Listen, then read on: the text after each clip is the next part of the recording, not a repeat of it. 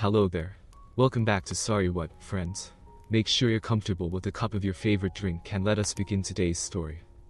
Phyllis and I, Travis McKinney, could easily be described as a normal couple as far as likes and dislikes.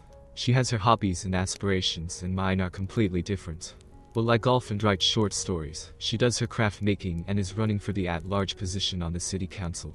Unlike contests for state and national offices, which have budgets, running for a local seat is funded mostly by friends, family, and some shady characters looking for an advantage. She's pretty young compared to the old fogies currently taking bribes. As with any couple, we don't always agree and have different likes, dislikes, and pet peeves. As an example, I was bitten by a stray dog while playing Little League Baseball as an 11-year-old. To this day the hair on my neck rises when I hear a dog growling. So I don't like dogs, but Phyllis does. Spiders and snakes don't bother me, but wasps do. On the other hand, Phyllis hates spiders, snakes, and anything else that skitters around on the floor. Want to hear someone acting like the end of the world is happening? Listen to Phyllis if a mouse or cockroach crosses her path. I'm supposed to do something.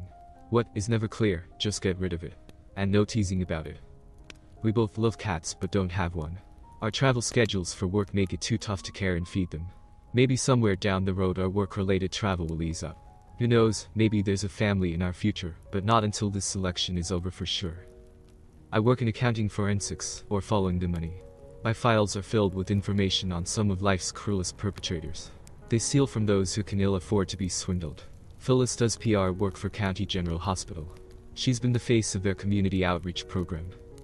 Since we aren't tied down, we've been known to take trips to warm places with beaches. We tend to stay at all-inclusive resorts that include an open bar. They make that part of it work by giving you pathetic service. If you seem to be tipping the scales in your favor, then plan on having your order slow walk back to you. Nevertheless, I've gotten plastered more nights than not. It's a sticking point with Phyllis. My being's-on prevents her from having a good time. Whatever, I am there to escape the pressures of my job after all. To celebrate Phyllis's birthday, we enjoyed a quiet dinner at an upscale restaurant. We passed on the after-dinner treats and liquors to hurry home for some adult fun. Sensing that our week-long hiatus from sex might be over, Phyllis praised me. Well, I'm glad to see you're ready to get back in the saddle. I encouraged Phyllis to take one of her e-pills to enhance tonight's activities. While in Mexico, Phyllis always picks up some E for her and some blue pills for me. Both really enhance our enjoyment. Since we hadn't had sex since returning home from our vacation last weekend, Phyllis had that twinkle in her eye and gave me a big smile. I led Phyllis down the hall to her bedroom. Rose petals were scattered on the bed. A feather to tickle her with.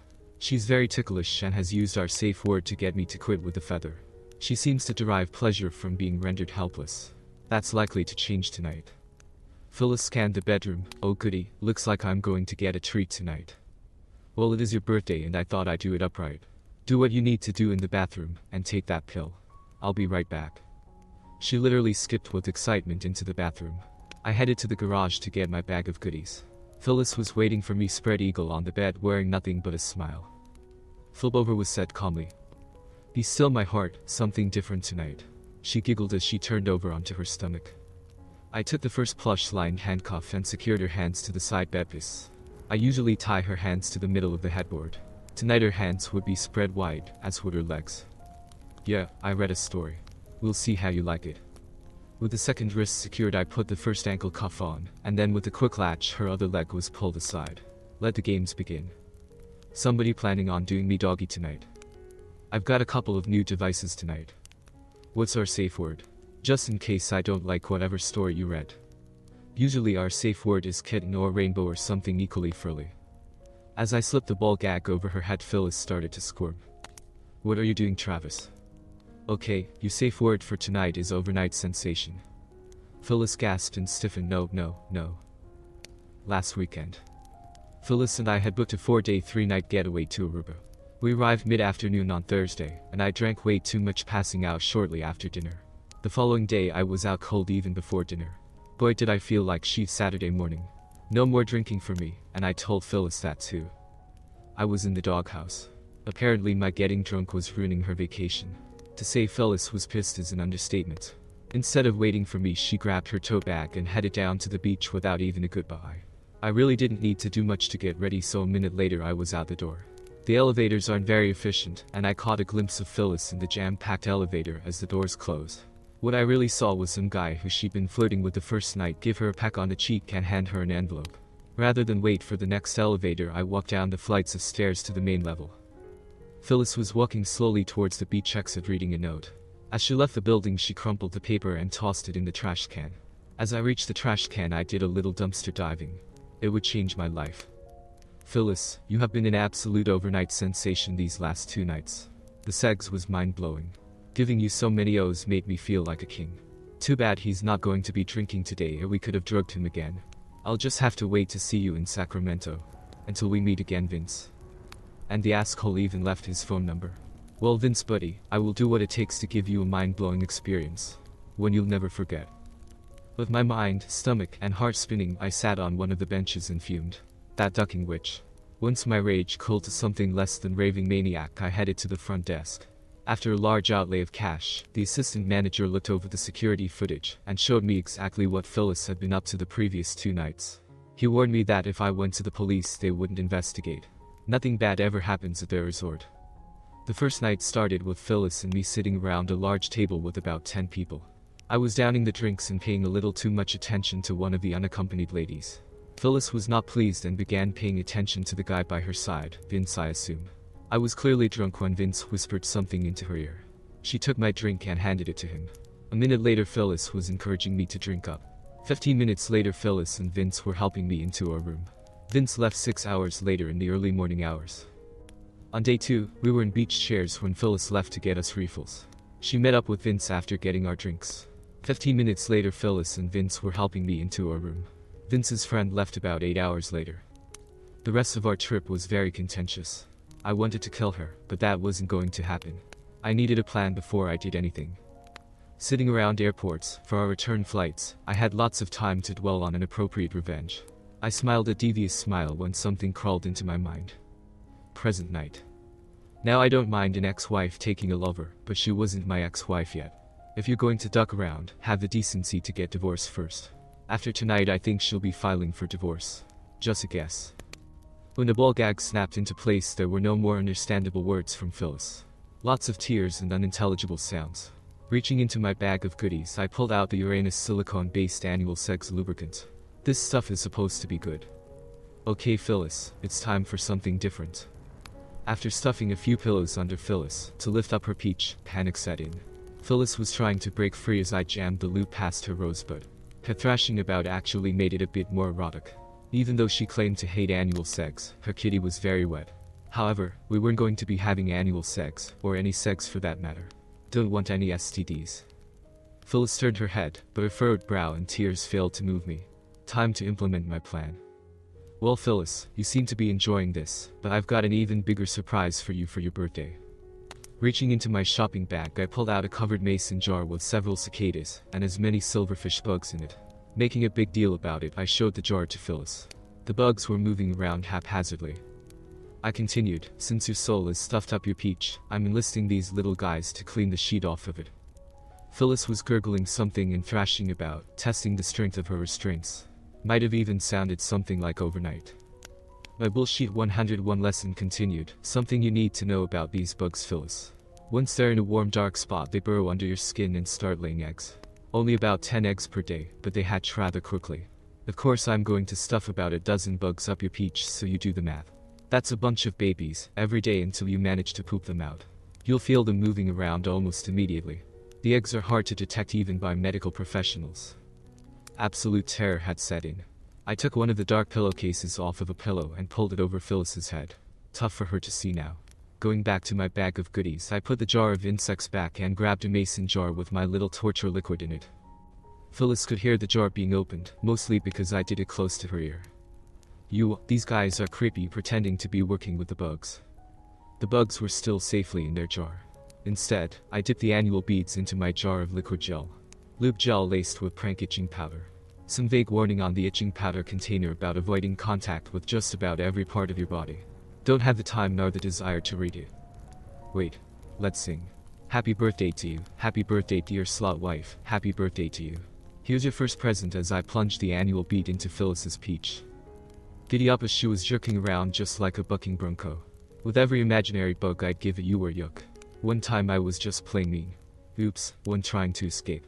Back in you go, buddy. Plunge after plunge of the annual beads into her peach as I pretended to stuff a dozen bugs in. Each plunge had another dose of itching powder lace gel. After I was finished, I pulled yet another mason jar from my bag. This one was empty. All done as I removed the pillow cover from Phyllis's head and displayed the empty mason jar.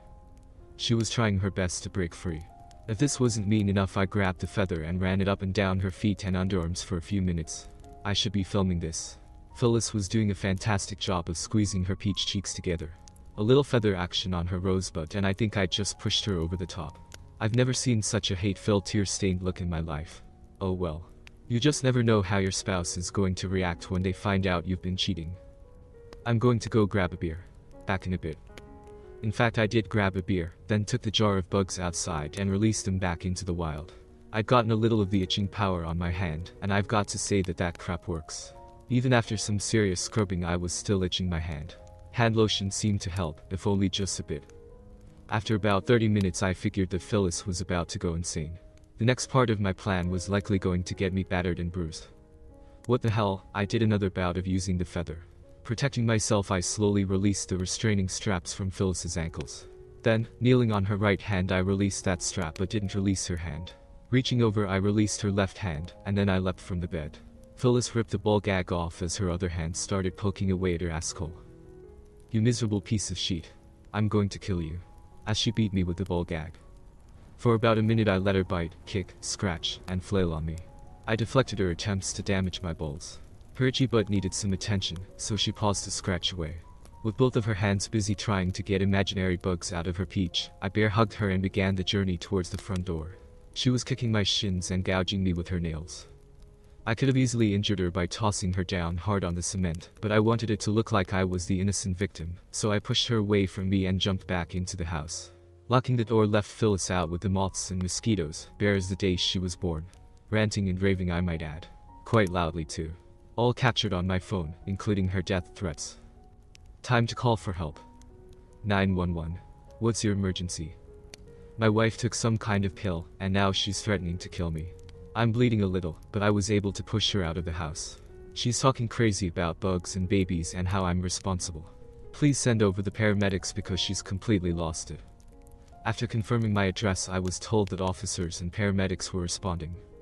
Looking out the window, I saw Phyllis scooting along the grass, kind of like a dog does when its butt itches. She was still screaming profanities and making no bones about how I was going to die. She was scratching her arms and legs now too. Several of our neighbors were enjoying the show. The red and blue lights bounced off of the houses in the neighborhood, drawing out the deaf neighbors. All were getting a good look at Phyllis in all her glory. When she wouldn't stay still, as ordered by the officers, they tasered her. Once immobilized, they slapped the cuffs on. Of course, that prevented Phyllis from scratching her itch. The paramedics were told not to sedate her, as they didn't know what kind of hallucinogenic Phyllis had taken. Strapped to a gurney, with her hands and feet restrained, Phyllis was telling them all about her ordeal. My husband tied me up and stuffed bugs up my peach, and they're having babies. They're crawling around. I can feel them. Get them out. I'm going to kill him. The responders just rolled their eyes as they'd probably seen nutcases worse than this. Off went Phyllis with the paramedics headed for County General Hospital. As part of giving my statement, the cops took pictures of my injuries. I told them of a night of sexual activity and how Phyllis had taken ecstasy to enhance her arousal. Then she started talking crazy shit and got violent. Told them she buys the pills in Mexico. Hook, line, and sinker. They left me to tend to my own injuries. Said they were required to arrest her for domestic violence. Withholding my consent makes no difference. Woohoo, an added bonus. Add to that, she was also being charged with resisting arrest, toss and possession of a controlled substance, and smuggling it into the county. Those last two are felonies. I had no idea. She'd been breaking the law for several years now. Wearing far more bandages than were called for, I drove down to County General to play the part of a curious and supportive husband.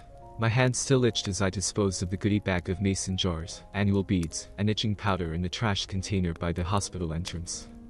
Emergency rooms being what they are, they don't bend over backwards for a drug overdose nutcase. She was far down the triage tree. They drummed some blood trying to identify the drugs involved. She was still restrained. Whatever they'd administered in the IV had calmed her down. Well, at least until she saw me. Yeah, that earned her a bigger dose of chill out. When they wheeled her out, I was told they were going to do a CT scan to prove once and for all that she was not infested with bugs. I acted concerned. It was probably close to midnight before the attending physician gave me an update. Mr. McKinney, as best we can tell, your wife took ecstasy. We've never really seen a reaction like this. When the enema produced no foreign objects, we did a CT scan which showed absolutely nothing unexpected in her colon or rectum. She scratched herself pretty severely back there. Every time we release a hand she immediately starts scratching herself again, so we still have her restrained. Even after showing her the results, she's convinced that she can still feel bugs crawling around and having babies. We'll be keeping her overnight for observation. She's presently sedated and hopefully when the drug wears off she'll be back to normal. Is she still threatening to kill me? As you might expect, that is more than a little bothersome for me. Yes, we've made notes in her charts. Like I said, we've never seen a reaction to ecstasy like this. I'm sorry. I shrugged my shoulders, went back into her room, and kissed her sleeping forehead. All for show. Cheating witch.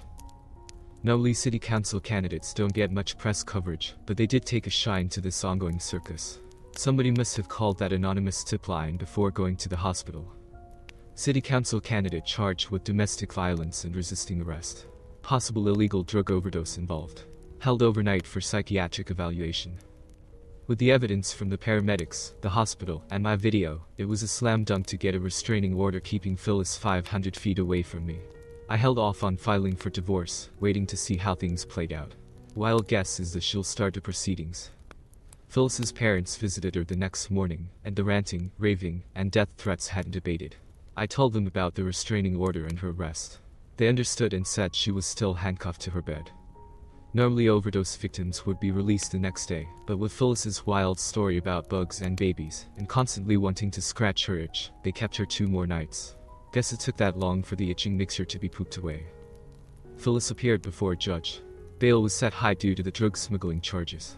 But she was bailed out by her parents. To nobody's surprise, I was served with divorce papers the following day. Of course, the press didn't have anything better to do, so they tried to get a statement out of me. Naturally, I wore way too many bandages. Mr. Travis, can you tell us about the events leading up to your wife's arrest? Well, Phyllis enjoys a little bondage, and after we had annual sex, I started tickling her with a feather. Out of nowhere, she turned into a raving maniac. Once I released her, she went wild, biting and hitting me. I asked them not to charge her with domestic violence, but apparently that's not up to me. No more questions. Too much information. Got to love stories with dirty laundry. Phyllis showed up with the sheriff to gather some of her belongings. My attorney was only allowing her to take her clothing, as everything else was subject to an asset split agreement in the divorce. I could tell that Phyllis wanted to say and do things to me, bad things, but with the sheriff watching her every move, all she could do was give me a very evil eye. I pretended to scratch my butt, which made her almost lose it. Epilogue. Phyllis lost the election. The press hounded her about her sex life and mental breakdown. I imagine she's got the shark circling again. A woman who loves bondage and annual sex would certainly be worth the chase. She was moved to a desk job at the hospital. They no longer wanted her face to be associated with the hospital, but couldn't fire her. With the likelihood of Phyllis planning to give me a mind-blowing experience, I took a job overseas as quickly as I could find one. No reason to tempt the revenge gods.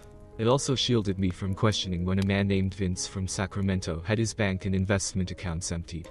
Over $250,000, the story said. Thanks for the phone number, Vince. Those scam artists are willing to work freelance. I did send him a greeting card, high price to pay for an overnight sensation in Aruba. After a mental evaluation found Phyllis fit to stand trial, she pled no contest to the domestic violence charge. They dropped the resisting arrest charge. She plea bargained down the drug smuggling charges, but she was now a convicted felon. Not knowing you're breaking the law must have played a part in that deal. 60 days behind bars and lots of community service. The only thing Phyllis wanted to know, in our Zoom mandatory divorce final meeting, was someday you'll have to tell me how you did it. Really? You aren't even sorry for trashing our marriage. I'm glad to be rid of you. Duck, you asshole. Tell me about the bugs. There were no bugs. All I did was tickle you. You'll have to tell me why you did it. Just get a divorce instead of trashing your wedding vows. There were bugs. Just tell me. Please. And that's how our marriage ended. I have no plans to move back to the States. If you'd have seen the look in Phyllis's eyes, you'd agree with me completely. I think she's got a bug up her peach. I'm dating again with little interest in a long-term relationship. Commitments seem to have bugs that need to be worked out. Alright, I'll quit with the bug references. I do wonder, when Phyllis's butt itches, whether she thinks the babies are hatching. We have reached the end of today's story, friends. Please show some love by dropping a like and comment, and don't forget to subscribe and hit the bell button to get updates every time we post new videos. Goodbye for now, and I'll see you in the next one.